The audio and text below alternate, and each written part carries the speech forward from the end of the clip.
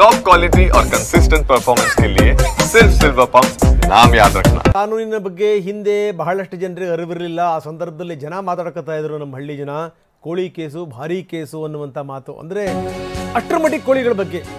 ಈಗ ಕೋಳಿ ಜ್ವರ ಮಹಾಜ್ವರ ಅನ್ನಬೇಕು, ಯಾಕಂದರೆ ನಿಧಾನಕ್ಕೆ ಹರಡ್ತಾ ಇಲ್ಲ, ಅದು ದೊಡ್ಡ ಪ್ರಮಾಣದಲ್ಲೇ ಹರಡ್ತಾ ಇದೆ.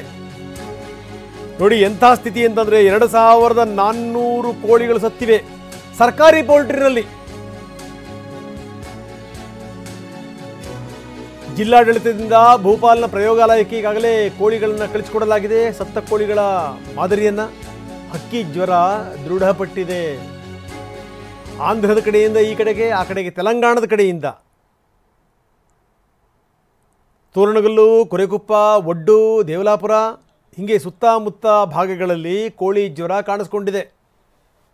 ಫೆಬ್ರವರಿ 21ರಿಂದ ಇಲ್ಲಿ ತನಕ 2400 ಕೋಳಿಗಳು ಸತ್ತಿವೆ. ಫೆಬ್ರವರಿ 21ರಿಂದ ಇಲ್ಲಿ ತನಕ. ಇವತ್ತು 1 ತಾರೀಕು, ಅಂದರೆ ಬರೀ 10 ದಿನದಲ್ಲಿ ಇಷ್ಟು ಕಥೆ. ಎಷ್ಟು ಜನ ಕೋಳಿ ತಿಂದಿಲ್ಲ, ಎಷ್ಟು ಜನ ಮೊಟ್ಟೆ ತಿಂದಿಲ್ಲ, ಯಾರ್ಯಾರಿಗೆ ತಗಲಿದೆ, ಇದು ಏನು ಕತೆ. ಈಗ ಹೈ ಅಲರ್ಟ್ ಘೋಷಣೆ ಮಾಡಲಾಗಿದೆ, ಮುಂಜಾಗ್ರತಾ ಕ್ರಮಗಳನ್ನು ಕೈಗೊಳ್ಳಲಾಗಿದೆ. ಅಲ್ಲಲ್ಲಿ ಸ್ಪ್ರೇಗಳನ್ನು ಮಾಡ್ತಾ ಇದ್ದಾರೆ, ಪಶುವೈದ್ಯಕೀಯ ಸೇವೆಗಳನ್ನು ಜಾಸ್ತಿ ಮಾಡಲಾಗಿದೆ. ಗ್ರಾಮದ ಸುತ್ತ 1 ಕಿಲೋಮೀಟರ್ ವ್ಯಾಪ್ತಿನಲ್ಲಿ ಅಪಾಯದ ವಲಯ ಅಂತ ಗುರುತು ಹಾಕಲಾಗಿದೆ. ತೋರಣಗಲ್ಲು, ಕೊರೆಕೊಪ್ಪ, ಒಡ್ಡು ಈ ಕಡೆ ಭಾಗದಲ್ಲಿ ಎಲ್ಲ ಕಡೆಗೆ ಹೈ ಅಲರ್ಟ್. 2400 ಕೋಳಿಗಳು, ಅದು ಸರ್ಕಾರಿ ಪೋಲ್ಟ್ರಿ ಫಾರಮ್ನಲ್ಲಿ. ನನಗೆ ಬಹಳ ಆಶ್ಚರ್ಯ ಆಗುವಂಥದ್ದು ಏನು ಅಂದರೆ, ಈ ರೀತಿ ಆದ ಮೇಲೇ ಕ್ರಮ ಕೈಗೊಳ್ಳಬೇಕಾ? ಮೊದಲೇ ಒಂದಿಷ್ಟು ನಿರ್ದಿಷ್ಟವಾದಂಥ ಕ್ರಮಗಳನ್ನು ತೆಗೆದುಕೋಬೇಕು, ಏನು ಎತ್ತ. ಯಾಕಂದರೆ ಆ ಕಡೆಯಿಂದ ಬರುವಂಥ ಈ ಮಾಂಸ ಅದನ್ನೆಲ್ಲವನ್ನು ಕೂಡ ನಿಲ್ಲಿಸ್ಬಿಡ್ಬೇಕಪ್ಪ ಸದ್ಯಕ್ಕೆ.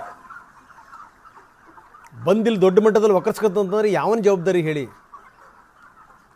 ರೋಗ ತಂದುಕೊಳ್ಳೋದು ಬಹಳ ಸುಲಭ, ಅದಾದಮೇಲೆ ಮೇಂಟೈನ್ ಮಾಡೋದಿದೆಯಲ್ಲ ಅಷ್ಟೇ ಕಷ್ಟ. ಬನ್ನಿ, ನಮ್ಮ ಪ್ರತಿನಿಧಿ ವಿನಾಯಕ್ ಈಗ ನಮ್ಮೊಂದಿಗೆ ನೇರ ಸಂಪರ್ಕದಲ್ಲಿದ್ದಾರೆ. ವಿನಾಯಕ, ನಾವು ನೋಡ್ತಾ ಇದ್ದೀವಿ, ಒಂದು ಕಡೆಗೆ ಆಂಧ್ರ ಪ್ರದೇಶದ ಕಡೆಯಿಂದ, ಈ ಕಡೆಗೆ ತೆಲಂಗಾಣದ ಕಡೆಯಿಂದ ಹಕ್ಕಿ ಜ್ವರದ ಭೀತಿ ಮೊದಲಿಂದಲೂ ಕೂಡ ಟಿ ವಿನಲ್ಲಿ ಇದರ ಬಗ್ಗೆ ಹೇಳ್ತಾನೆ ಇತ್ತು. ಈ ರೀತಿ ಒಂದು ಭೀತಿ ಇದೆ ಅಂತ, ಅದು ದೃಢ ಆಗಿದೆ. ದೊಡ್ಡ ಪ್ರಮಾಣದಲ್ಲಿ ಹರಡಿರುವಂಥ ಎಲ್ಲ ಸಾಧ್ಯತೆಗಳು ಇವೆ. ಸರ್ಕಾರಿ ಪೋಲ್ಟ್ರಿನಲ್ಲಿ 2400 ಕೋಳಿಗಳು ಸತ್ತಿವೆ ಅಂತಂದರೆ ಏನದ ಅರ್ಥ? ಈಗ ಏನು ಮಾಡ್ತಾ ಇದೆ ವ್ಯವಸ್ಥೆ?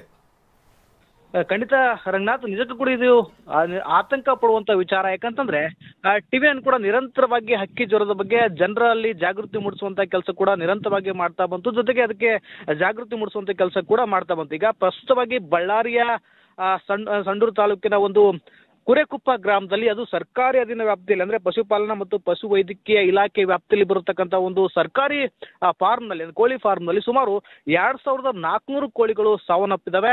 ಆರಂಭದಲ್ಲಿ ಅಂದ್ರೆ ಫೆಬ್ರವರಿ 1ನೇ ತಾರೀಕು ಒಂದು ಕೆಲವೊಂದಿಷ್ಟು 5-6 ಕೋಳಿಗಳು ಸಾವನ್ನಪ್ಪಿದ್ದಾವೆ. ಆಗ ಇಲ್ಲಿರ್ತಕ್ಕಂತಹ ಸಿಬ್ಬಂದಿಗಳಾಗಿರ್ಬೋದು ಮತ್ತು ಅಧಿಕಾರಿಗಳಾಗಿರ್ಬೋದು ಯಾವುದೇ ರೀತಿಯಾಗಿರ್ತಕ್ಕಂತಹ ತಲೆಯನ್ನೇ ಕೆಡಿಸ್ಕೊಂಡಿರಲ್ಲ. ಯಾಕಂದ್ರೆ ಸಹಜವಾಗಿ ಫಾರ್ಮ್ನಲ್ಲಿ ಸಾಕಾಣಿಕೆ ಮಾಡುವ ಸಂದರ್ಭದಲ್ಲಿ ಕೆಲವೊಂದಿಷ್ಟು ಬೇರೆ ಬೇರೆ ಕಾಯಿಲೆಗಳಿಂದ ಕೋಳಿಗಳು ಸಾವನ್ನಪ್ಪಿದೆ ಅಂತೇಳಿ ಅದ್ರ ಬಗ್ಗೆ ಅಷ್ಟೊಂದು ಒತ್ತನ್ನು ಕೊಟ್ಟಿರಲ್ಲ. ತದನಂತರದಲ್ಲಿ ಕೋಳಿಗಳ ಸಾವಿನ ಪ್ರಮಾಣ ಹೆಚ್ಚಾಗ್ತಾ ಹೋದ ಹಾಗೆ ಅವುಗಳ ಕೋಳಿಗಳ ಮಾದರಿಯನ್ನ ಪ್ರಮುಖವಾಗಿ ಇಲ್ಲಿರ್ತಕ್ಕಂಥ ವೈದ್ಯಕೀಯ ಇಲಾಖೆ, Madhya Pradesh Bhopal national institute of high security animal disease ಅಂತ ಏನು ಪ್ರಯೋಗಾಲಯ ಬರುತ್ತೆ, ಆ ಪ್ರಯೋಗಾಲಯಕ್ಕೆ ಸತ್ತಿರುವಂತ ಕೋಳಿಯ ಮಾದರಿಗಳನ್ನ ಕಳಿಸ್ಕೊಡ್ತಾರೆ.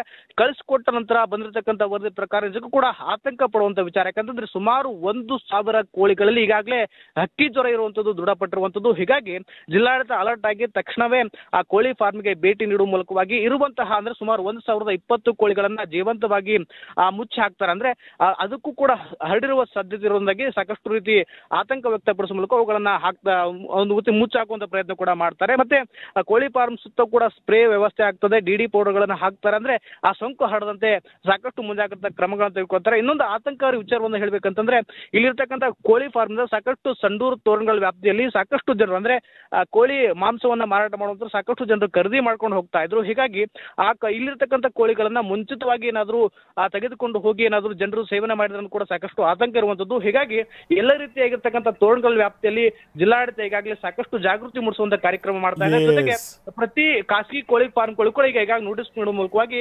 ಮುಂಜಾಗ್ರತೆ ಮತ್ತು ಎಚ್ಚರಿಕೆ ಕ್ರಮಗಳನ್ನ ಈಗಾಗಲೇ ಕೊಟ್ಟಿರುವಂತದ್ದು. ರಂಗನಾಥ್, ಓಕೆ, ಧನ್ಯವಾದ ತಮ್ಮೆಲ್ಲ ಮಾಹಿತಿಗೆ. ಇನ್ನು ಕೇವಲ ಈ ಕಡೆ ಭಾಗದಲ್ಲಿ ಮಾತ್ರ ಅಲ್ಲ, ಪಕ್ಕದ ರಾಯಚೂರಿನಲ್ಲೂ ಕೂಡ ಇದೇ ರೀತಿಯ ಆತಂಕ ತಲೆದೋರಿದೆ. ಅಲ್ಲೂ ಕೂಡ